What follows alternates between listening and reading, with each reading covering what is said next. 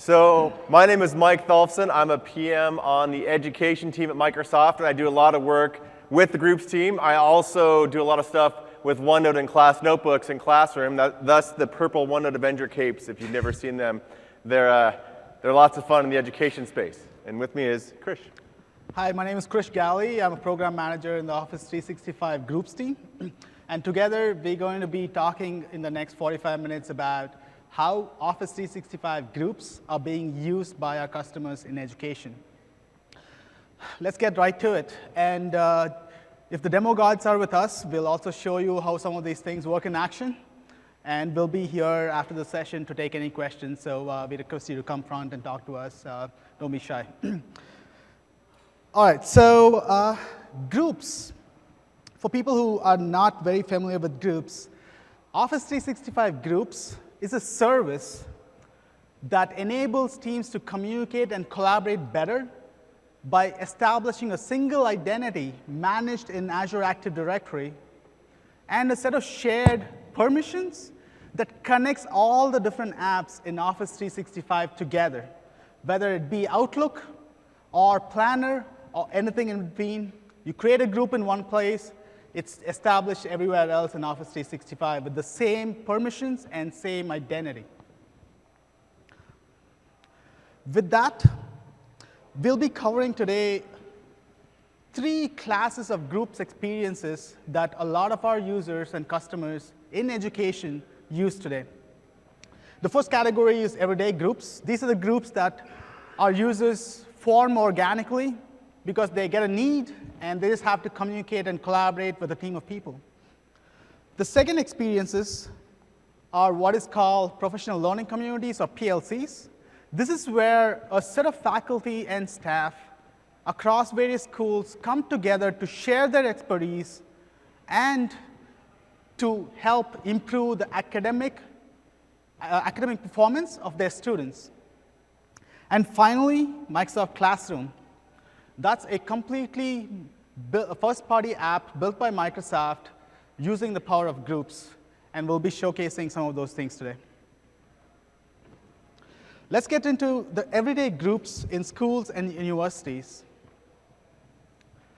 We hear from a number of users and customers that groups right now are used for project work, whether it be faculty, where they have to collaborate with a different set of people in their organization, or staff, even IT, where they have projects that they have to go work on together, as well as students who, during the course of the normal school year or college year, they have a lot of projects that they have to work collaboratively with other students in their class. The main thing to note here is the flexibility that we provide for end users, the students, staff, faculty, where they can go and create their own groups, in addition to the control that we provide to you fine folks, so that you can manage and make sure the security, compliance, and other benefits of Office 365 accrues to groups. Really makes the Office 365 groups a powerful solution for collaboration. Some of the interesting things that we have built specifically for faculty and our customers in education are, for example, multi-domain support. We heard from a number of universities that we need a specific domain for our staff and faculty, and we need a different domain for our students. So when students go and create groups, now you can set policies so that they will create groups in their own domains, students.contoso.edu. And when faculty or staff go and create groups, you can have their own domains, like professors or faculty.contoso.edu. This allows you to segment the types of groups and also apply different policies that are enforced for people for students and staff. And finally, I also want to talk a little bit about mobile apps. Since we launched our mobile apps, one of the biggest asks that we've been getting from our customers in education is, where is the iPad app? We've seen a number of teachers in K-12, as well as professors in colleges, using iPad as their primary technology device. And having a Groups app in the iPad has been a huge ask, and I'm super excited to announce that we launched Outlook Groups app on the iPad last Thursday, so just a few days back. So it's available today to download and use for all our customers worldwide. Let's talk a little bit about the next set of groups, which is interest groups. We hear a lot from our customers about how Office 365 Group solution is powering scenarios such as chess or robotics clubs across various and many other interests that students, faculty, and staff are interested in joining and participating just to improve their knowledge about a specific hobby or specific interest that they may have. And there are also specific admin-related controls that we have provided to make sure you have the right controls to manage these set of groups the way you choose. For instance, from an end user standpoint, we've heard a lot about how I want to create a group and I want to be able to send as that group. So when I'm sending it to people who are non-members from this group, it comes in as university's chess club or this student organization. So there's a brand associated in terms of where that mail or message is coming from. In addition, we also enable hidden membership, again, from a huge ask from our customers in education, mainly to protect and have privacy for students who have special needs. And finally, changing privacy type. So by default, when you create an Office 365 group today, it is public by nature. And as the group evolves, and if you believe that group needs to be private due to any sensitive information that's being discussed, with a couple of actions, you can quickly change the group type from public to private, and vice versa, based on the needs of that group. And finally, external connection. And this is something I'm super excited about, and I'm going to be demoing that on my iPad today. So 2 new things working together. So let's hope it works great. But the core scenarios that we've heard from a lot of our customers in education is today it's a huge challenge for teachers in K-12 who need to send daily updates to parents of the children in their class because they get to use Facebook or any other social media tools. They send emails, and typically what happens is that people miss events. Like you send out an update saying a school is closed on a specific day, or there's a special event that maybe they should probably attend and come to school. And because of all the tools and a combination of tools that people are using, it's extremely hard to stay up to date on what's happening with my children's class. The other need that we've heard from our higher education customers is around research. Professors in universities often tend to do research in collaboration with professors from another university. And being able to create a group where people can add other members who are external to their organization has been a huge ask. So I'm super excited to announce that a couple of weeks back, we added and shipped the functionality which we are calling Guest Access. And what that functionality allows us to do is the ability for any member, the ability for the owner of a group to be able to add another member who is external to the organization. So if I'm a professor in a specific university and I wanted to collaborate with another professor from another university, all I need is their email address. And from then on, once I add that person into my group, I will now be able to share conversations and share files and collaborate with that person in a full-fledged manner. And I'll be showing you that in action. Another capability we added for groups for control is restricting members from restricting messages from people who are not members of the group. So there are a lot of times where you want to restrict anyone outside this group to be not able to send message to a specific group. Now with a simple PowerShell command, you can do that for any group in your organization. The power of groups is that the experiences that groups offers doesn't have to end with what we ship to our customers. We also offer a powerful set of REST APIs that are available publicly, which we own internal to Microsoft, are building a number of first-party applications, as well as we've heard from a lot of our partners building vertical solutions that tailor to specific needs. So we have partners who are building legal solutions, education solutions, and a number of other solutions tailoring to vertical needs. So definitely take a look into that and let us know if there's something that you like to get added as we continue to invest in a powerful platform for groups. All right, now I'm going to demo what the iPad app looks like.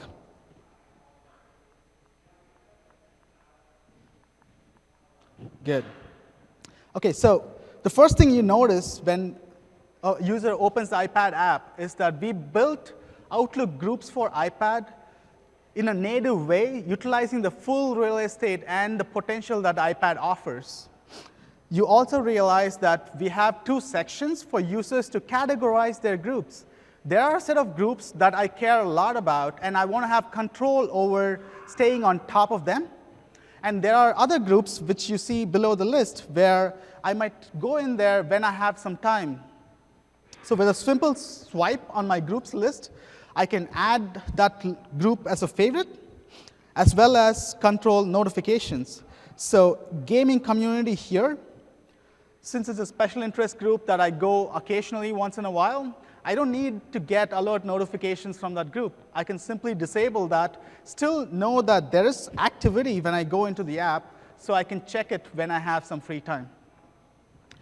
Going into the National Science Foundation, since I'm a professor in this demo, and this is our research group, I see that Zrinka has sent me a message saying, Professor Barton from another university is now interested in collaborating with us in this specific research project.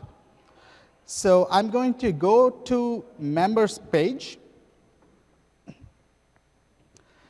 and type in Linda's email address.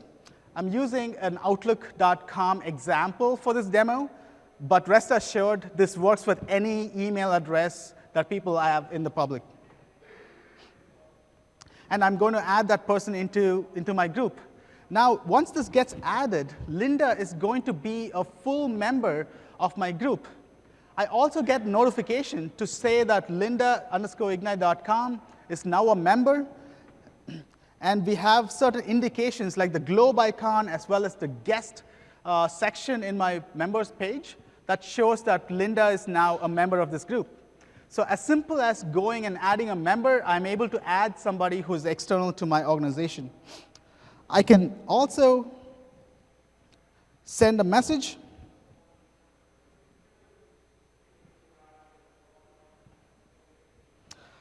Well, why start there? Let me also take a picture.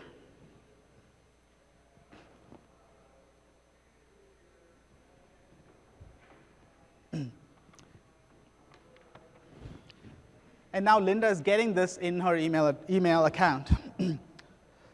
What Office 365 Groups app provides for users today is not just the ability to share conversations, but also the ability to view and edit files.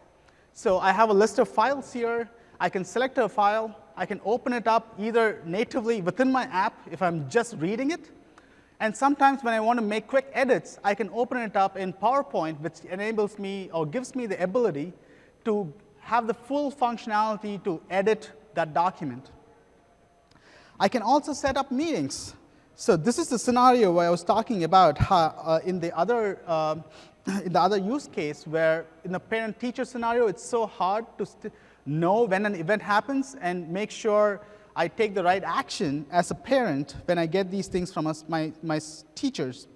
So I set up a group meeting, and we have tailored this visit so that based on what I select, My options here are preset. So the number of taps or clicks I need to make to send a meeting invitation is vastly reduced, and I'm a lot more efficient with this app. I'm going to set it up for, say, Wednesday, and I'm going to hit create. Now again, this is going to all the group members, including Linda. She's going to get that meeting invite in her email, and she can accept that invite right from there. So in her personal calendar, now she has all the events that she needs to attend in one place. Really efficient and productive. And finally, we also have the ability to launch OneNote right from the app, and it takes the user into the actual OneNote of this group. And also, one of the key things that iPad natively allows you to do is the side-by-side view. So if I'm looking at conversations and I have to edit something in the OneNote, I can do that side-by-side without much context switching. That's the iPad app I wanted to show today. And I wanted to also switch back and show all these messages that I just sent. So firstly, there's a welcome email that gets sent to Linda from me, who I just added.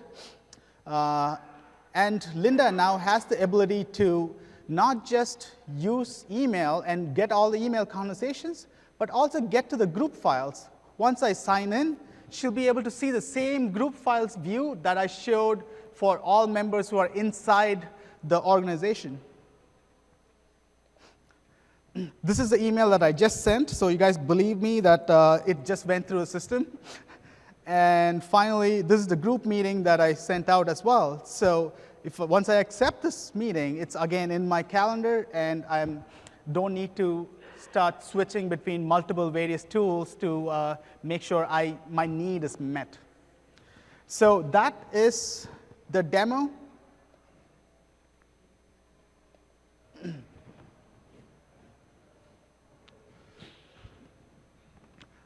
And really quick, some of the other requests that we've gotten from our customers from education. Sender restriction is a big ask, where you don't want students to be able to send a message to a specific group. You just want to control who can send messages to a specific group. That's coming soon. Naming policy is currently available. We shipped it early this year in Exchange, but we are also bringing the same powerful ability to add prefix and suffix and word matching and all the awesome capabilities of naming policies in AAD. So whether a group is created in Outlook or in Planner, you get the same functionality of applying those policies consistently. And finally, group lifecycle management has been a huge request for many of our users. Especially, we've heard from a number of educational institutions in K-12, where they create classroom groups through scripts. So every year, a teacher ends up getting like 5 groups. And you can imagine, year over year, if it keeps building, it's probably going to become very unmanageable for that user. So very soon, we are working right now on our lifecycle management, which means how does a user archive a group. So even though that group is not deleted, the person has access to go get content and reuse content from something that they may have done in the past years, as well as soft delete is a functionality that we're working on, which will add the ability to delete the group without permanently removing that group. Putting that in soft delete mode is another huge request that we've received from a number of institutions. So that's it, folks. That's Everyday Groups for you. And I'll be staying back as well to take any questions on it after we're done. Great, thanks. So quick question, who here has ever heard of a professional learning community, PLC? Many, some. And what a PLC is, and it's more common in K-12, it's probably in higher ed it exists as well, but the idea of a PLC is that it's a group of teachers and faculty who come together, maybe in a school, maybe across a grade, maybe across a district, but they come together to solve a specific education problem. It's really a group, but just for faculty. And so what we did is we tried to capture some of the templating and materials and help teachers and faculty set up these PLCs, because you might talk to a room full of principals and educators and talk about groups, and you might get a blank stare.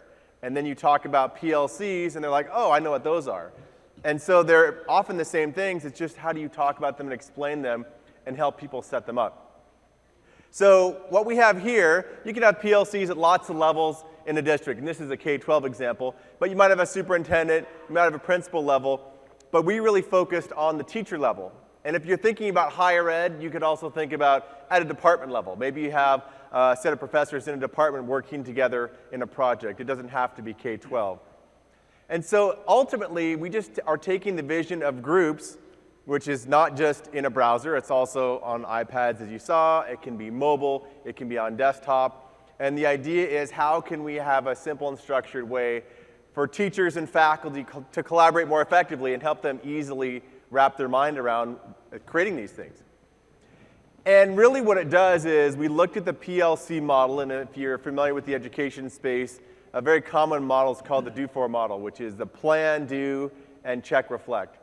And really what we've done is just taken a set of apps that we have, that Groups provides in many cases, and plugged them into this do-for model. And again, this is a model that most educators and faculty understand.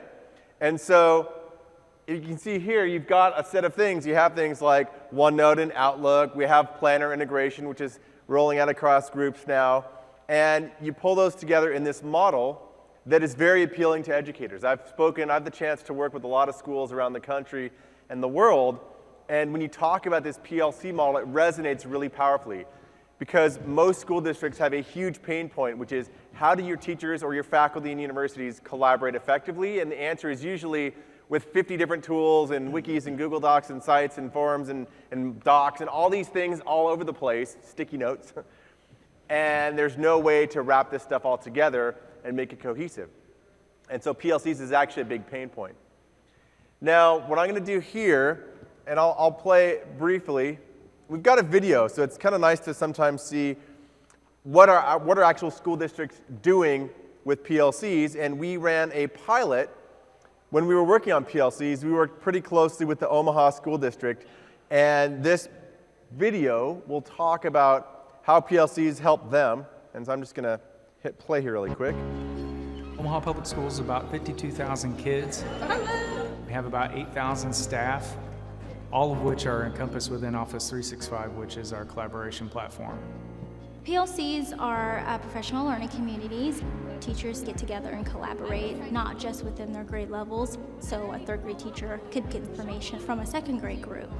We really did turn it over to the staff, and we said, look at the big picture needs of the school and think about places where you could really add value. In the past, those communities have just been paper-based. We've had binders for that. Those items get lost a lot because they get either fell out of a binder or it's forgotten. The PLC notebook is accessible for everyone. That helps teachers be able to collaborate with each other.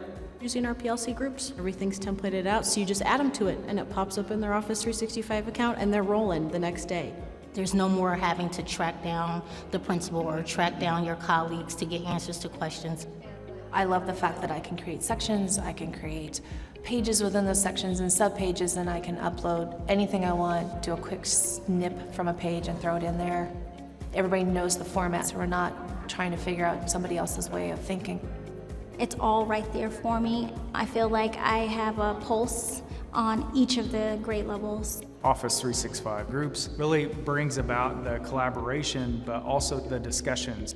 As you can see, I'm a part of a lot of groups in the district, and this is really where I get most of my experience with the group, my daily attention. I can hop in, see a point of data that somebody's put in there, then I can contribute to that group as well. Because our team has grown, PLC groups have given us that common space that we all know we can go to, a shared calendar, which has really helped our team be more cohesive and on the same track with each other. Okay, so check it out.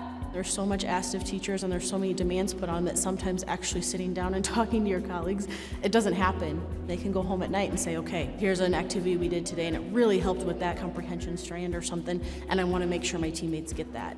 The PLC has really been integral to helping our teachers dive in and be able to look at data and be data-driven. They can look at trends for their students, grades, testing, assessments. A day's worth of data is now being able to be handled in hours. We can really look at what is a best practice, and is that best practice really effective in Omaha, Nebraska with our students? I definitely would say having all of those features in one place, it's like your one-stop shop.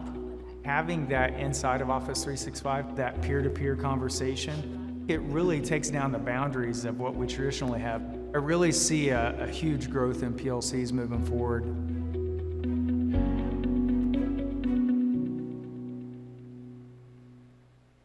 So that's the Omaha School District. And what's interesting is that in a lot of cases, if those of you who are working in the education space, you'll realize this, but there's a lot of places in education that have not seen the full efficiency and transformative power that, say, a leading edge corporation might be seeing. And so a lot of the things in PLCs, they're dealing with paper binders in many cases. There's a lot of paper out there and a lot of still phone calls or sticky notes or even just routing around lots of emails and lots of attachments. And so what we've done with PLCs is we've tried to bring all these capabilities to a school. And for those of you who aren't aware, when we launched PLCs, and I'm kind of curious, who here was aware that we launched a PLC product? Raise your hand. So a few, but many of you are not. So the way it works is if you're in Office 365 and you have an education account as a faculty license, when you try and create a group, we actually pop up a little dialog. In the Create dialog, you can see we surface PLC over there on the right, which is a simple thing, but now if you're in faculty or you're a teacher, all of a sudden, oh, a PLC, I know what that is. And when I create the group, I'm not going to create this right here because I've already have one created. When I create a PLC, it just creates a group that is skinned in a little bit different way. And so we have things like a default notebook template inside the PLC group.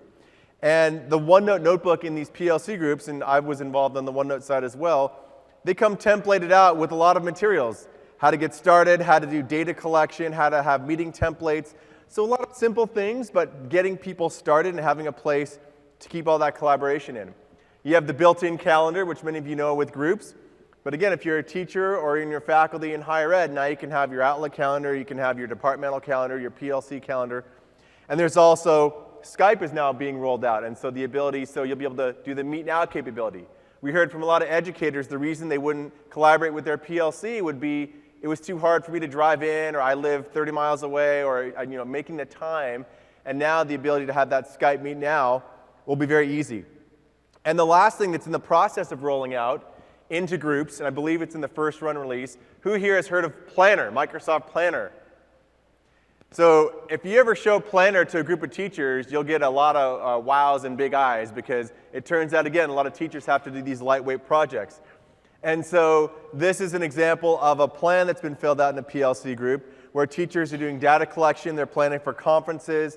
You've got different buckets here. This is where it's bucket to assign to, so different teachers are assigned to different things. And if I want to drag SMART goals to a different person, I can easily do that. I can bucket by assigned to, or I can bucket by categories. And even things like automatic chart creation about who's doing what task. Again, this is very common in the information worker space, virtual teams. But again, a lot of teachers aren't exposed to the latest technology as fast, or a lot of professors as well. So now you've got a nice little chart that can track those things. So that is a little tour of PLC groups. And again, this is out right now. It's across North America. We just rolled it out worldwide.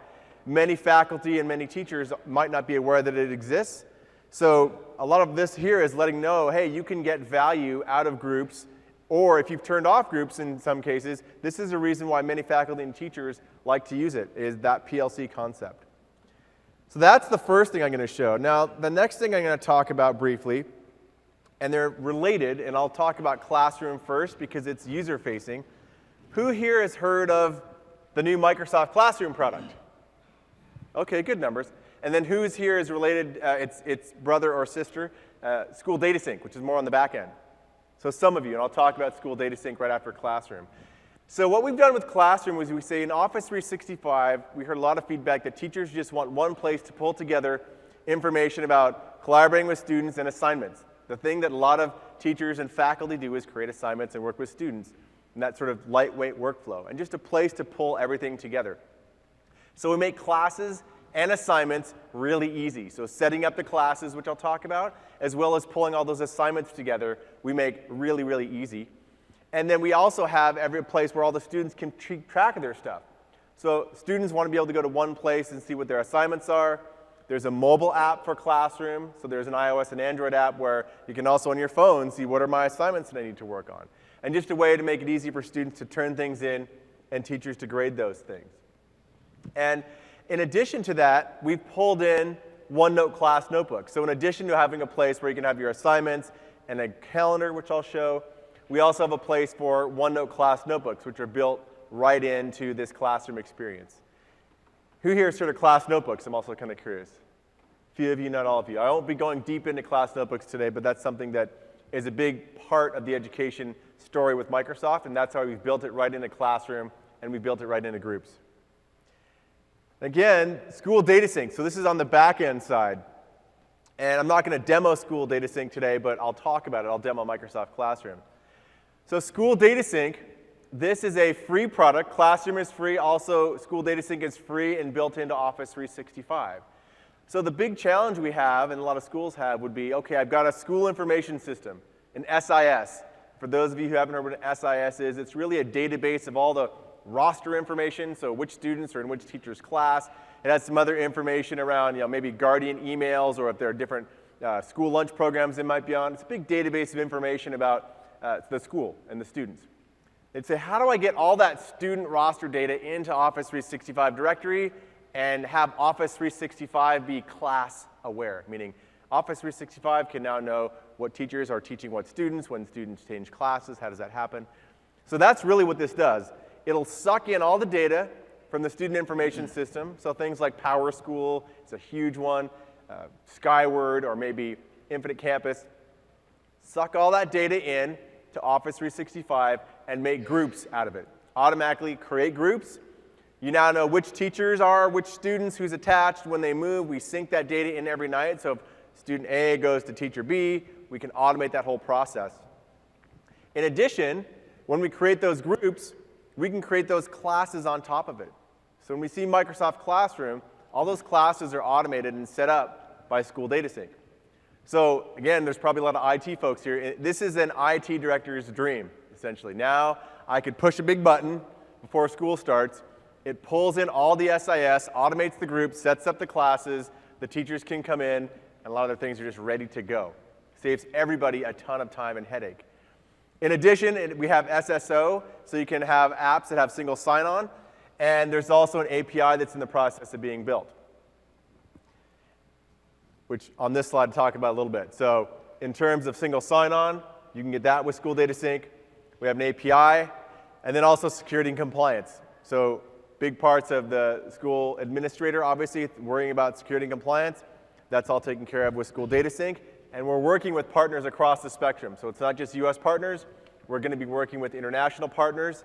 Also, if you're familiar with the One Roster standard, which is a global international standard that's being approved, One Roster, School Data Sync will also talk to One Roster compliant SISs. So the idea is we want to talk to as many SISs as we can and pull in all that data and create classes based on it.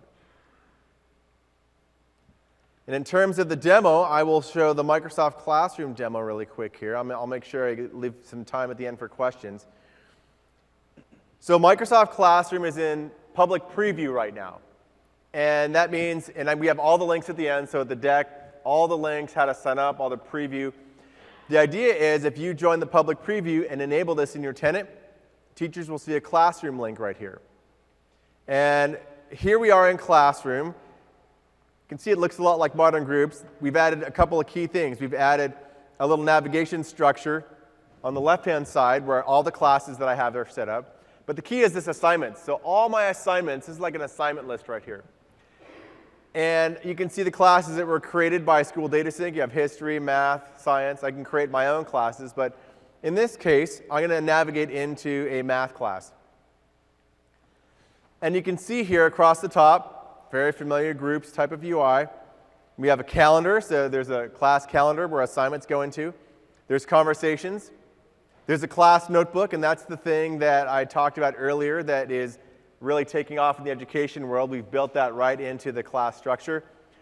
There's files, which is really just a group OneDrive, and then manage, which is just a way that you can customize your class, change the names, and things like that. And so if I was going to create an assignment, I would just go here and click on New Assignment.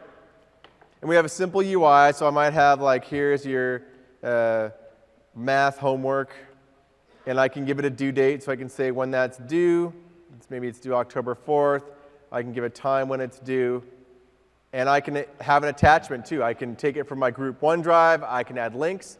I could add things from a class notebook. Maybe in this case, I'm just going to add a simple link that I want them to go read. So I'm going to go to the OneNoteAndEducation.com site for them to read up on that. And I can add other things in here, and I can assign it to different classes. So I can assign it to one math class. I could also, if I taught different periods, I could push it out to multiple math classes. And again, very lightweight.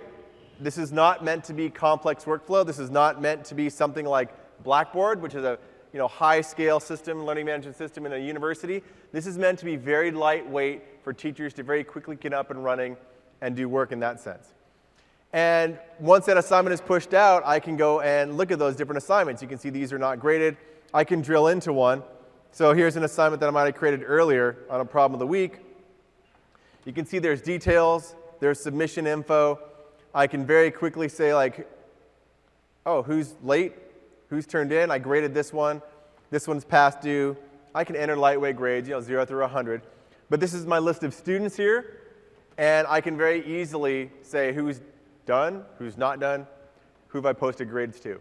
So again, this is very lightweight, but the idea is saving teachers time, helping them be more organized.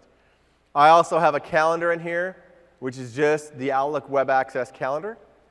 I also have a class notebook, which is automatically created by the group. And I'm not going to go into detail on class notebooks, but the idea is that class notebook is also tied in and linked right into my group.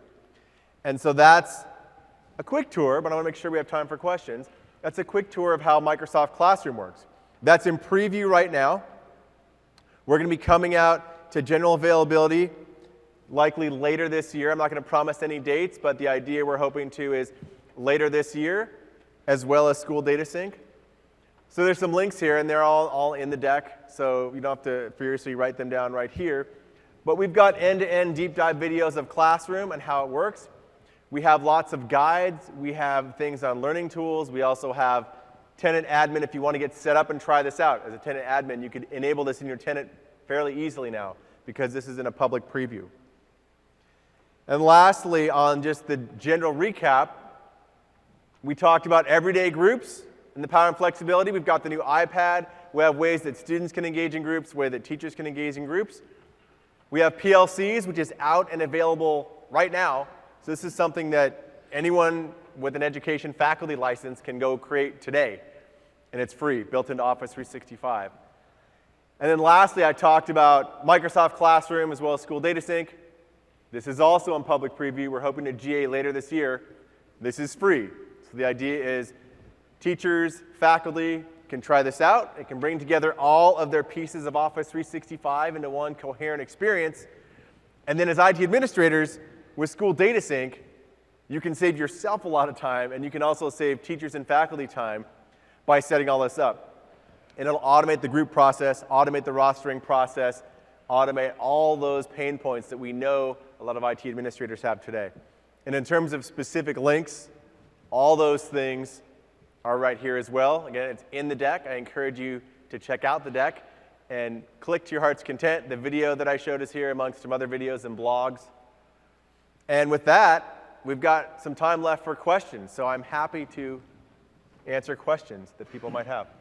And these are some upcoming group sessions as well. Yeah, so I highly recommend you guys to try to attend as many group sessions as possible to learn more about all the capabilities, whether it's end user experiences or admin related experiences. We have a ton of sessions, and you can definitely get knowledgeable about the product and use groups in your organization. Come talk to us. We always are here to listen to feedback and build the product based on what our customers are asking us for. So thank you all.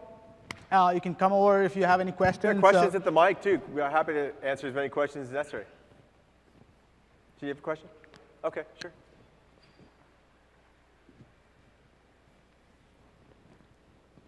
So we're a K-12 school district with a Office 365 tenant. One thing we struggle with is being a part of these public previews, because when we change our tenant to early release status or whatever that's called, it changes and breaks all kinds of other stuff when it's not working right.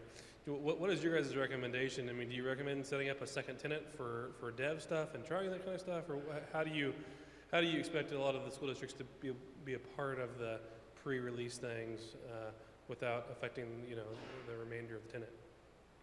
That's a good question. So to repeat and summarize, it sounds like you're saying, hey, how do we have a small group of people use, say, the new technologies, try out Classroom, or if you want to experiment, School Data Sync you definitely want to experiment with, obviously, without going on your main tenant. And yeah, I think there are a couple options. I think if you have a experimental tenant that you work on, that's a great one. The other one is, and what I can do, and I've got a business card up here, and I'll give you one afterwards. We actually have an onboarding team on the education team. And so we actually have a set of people we work with who can work with you to get up and onboarded and trying out new things without opening it up to your entire tenant. So probably the best way, we have sites that talk about this as well, but come up to me and get my card, and I can hook you up with our onboarding team. Other questions? Sure. So I know you said that you can pull from the SISs, and we've seen that. Anything on the roadmap to be able to push back? Like if a teacher does do an assignment and grades it, they don't have to export it manually, put it back into the SIS, that it would automatically sync back? So a great question. I'll repeat that. The idea is there any push to the SIS coming in the future? Right now we sort of pull in. So on the OneNote team, we actually have done some experiments right now with assignment and grade integration directly into the SIS. So you can push from OneNote into different SISs. What we're looking to do in the education team is build an assignments API that we will then work with different SISs to do exactly that. The other thing that is becoming more common is the OneRoster standard that I mentioned. There's this global standard called OneRoster. And that will start to allow those exact capabilities, which honestly, at the end of the day, that's the best way to do it, because then there's a standardized open API that these SISs are going to start conforming to, essentially. Okay. So there'll be ultimately two ways. We'll have an assignments API, which we'll be able to talk to different SISs. And there's also the OneRoster standard, which is a global one and open. Hi, are you going to give us a way to easily restrict group creation by license, like students no, faculty licenses yes? So we are working on a specific feature which provides us data in terms of who's a student and who's a teacher. But before even you get to when we release our product, today if you have security groups set up in Azure Active Directory, with students and teachers separately, you can already apply different policies to those security groups. So you can do that today if you have security groups set up, and you can manage who gets to create groups. But once we have the other solution, we'll be able to tell who's a teacher, who's a student, and you can also do that a little more easier. But don't wait for it. You should be able to do that today. We also, I'll add, again, just come talk to me afterwards. I believe we have some specific scripts that we can give you that will help the process to do it now versus wait for the feature. So come talk to us and we can get you some information. Sure. My question actually dovetails off the same one. We're a large university with lots of master's programs, lots of doctoral programs. We have a wide range of adult and undergraduate students. And we spend a lot of time hunting scripts to turn things off with regard to groups. All of a sudden, classroom notebooks pop up, turn those off. Groups pop up, turn those off. Planner pops up, shut it off. We're constantly hunting scripts instead of finding a switch or any way to gracefully start adding these things. We're not going to let 20,000 students start adding groups. It's not going to happen. I'm not going to ever talk anyone into this, whether it's a good idea or not. And a lot of days it is a great idea. But as soon as someone hears it creates a mailing list, that's coming from our right.edu address. We are responsible for that. No matter what they've sent, no matter what they've said, we're the ones that are going to get sued. And that's usually the argument I get. So in having to hunt scripts a lot in order to turn things off for people. It's kind of an administrative nightmare for us. We really want to use these things. We really have to shut it down and make it restricted. We actually have ours reversed. We require that you fill out a form. I mean, it's a wonderful thing for people working on a group project in a class, for instance. Lasts for 3 weeks, and then they go off on whatever else they're going to do. So we make them fill out a form. We create a group. Here's your stuff. Have a good time. But we know that it was created. We don't just constantly have things just flaring up all over the place with names we're not controlling and able to keep up with. It's a volume question with 20,000 of them running around. Never mind the faculty. We've got them too running around creating stuff. So, well, we won't talk about that. But it's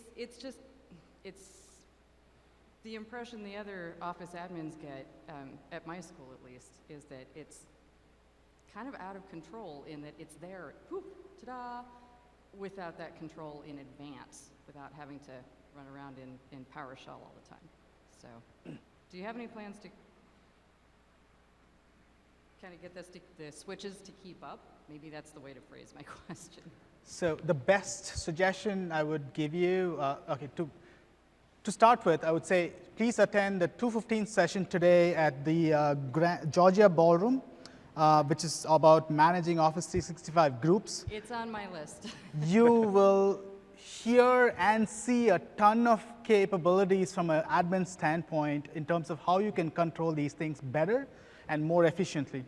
Having said that, I do want to, you're not the only one. Right? We've heard at least from a few customers who want additional control and who wants to kind of at least restrict group creation to a specific set of users, or have a little more policy set up so that you create the groups for them and you can have the right kind of environment set up so that you can prevent all the other abuses potentially.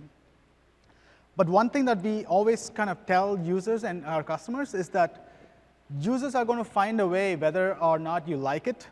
And sure, there are ways that you are paying for the system, you're being paid for running the system, and we all want to make sure we provide you the best experience so that your users are more productive and they can get their work done. And if there's a specific control requirement that you have, definitely please attend that 2:15 session, and we have the experts in the room who will take your requirements. And I also went through the whole bunch of things that we have done just to satisfy the needs of our customers in education, like very specific things we built for our customers in education, and we will continue to do so if there's a requirement that will address the needs of a lot of you people. So we are there for you.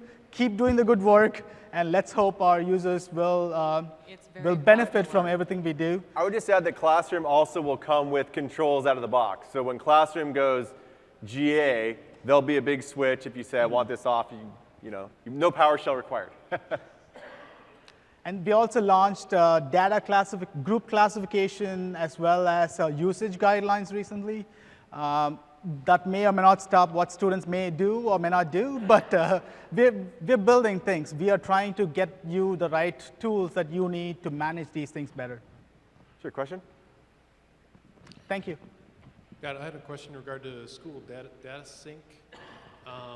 Is there plans, or does it work now to, since the student information system probably has parent data and parent emails in it, could we invite parents to that classroom group, since it's possible to be public or open? Yeah, so public? Great question. Just to repeat, hey, if we have a lot of times parent or guardian emails are in that SIS, when you pull that in, hey, is there a way we could then automatically add the right parents to the right groups for classes? And the answer is we are definitely exploring that. I was actually just talking to some PMs and engineers last week on that exact topic, because the SIS is like the master, so to speak, and has all the final data.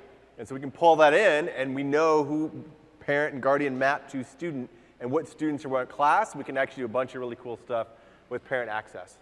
So we're looking at that. Not yet, no comments on timeline, but we're looking at it. Other questions? Yeah, could you talk a little bit about the lifecycle management pieces coming up? We would like to create unified groups for every section of every course at our universities. but we want to have a way to expire them out. So we are currently working through and making sure all the requirements are being met. Soft delete is one of the functionalities that we are building up in our next few quarters, which will help you do exactly that, right? So you can set some expiry to a specific group, and it'll get into a deleted state before it can completely purge its content. So you have a way to come back, recover it if you need to, as well as archival, which is a step even before soft delete, where you can completely reuse content, but it doesn't like clutter up your left nav or anywhere in your experiences in Office 365. So those are two things that we are just beginning to work on, and you should start seeing some of those functionality land in the next few quarters. And if you're interested to talk more, I'll be at the booth as well.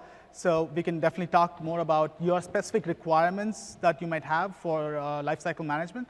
And we also have some people who are building that who will help you understand what is exactly being built.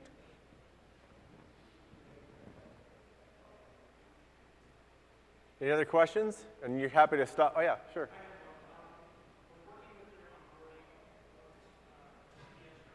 Okay.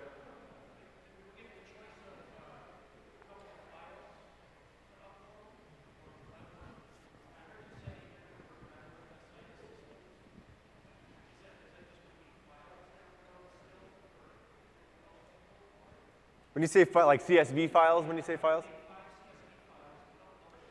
So the idea is there'll be 4 options. CSV files is the most basic, and until we can work with CSV files, that's like base level. APIs, so like PowerSchool, we're working directly with them, and as we onboard other SISs, we can directly talk to their APIs. Then there's OneRoster is another potential, and then Clever is the 4th one. And so a lot of SISs already go through Clever, and so we're working with Clever for certain schools and SISs.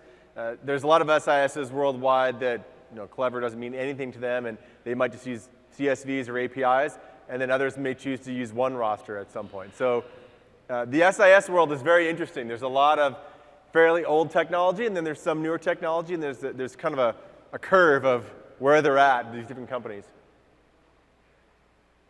So sorry, I don't have a final answer other than CSVs is the base level, and it can get better from there. All right, thank you so much for attending our session. Again, please attend all the group sessions and stop by our booth. We are ready to and willing to answer any questions that you may have there.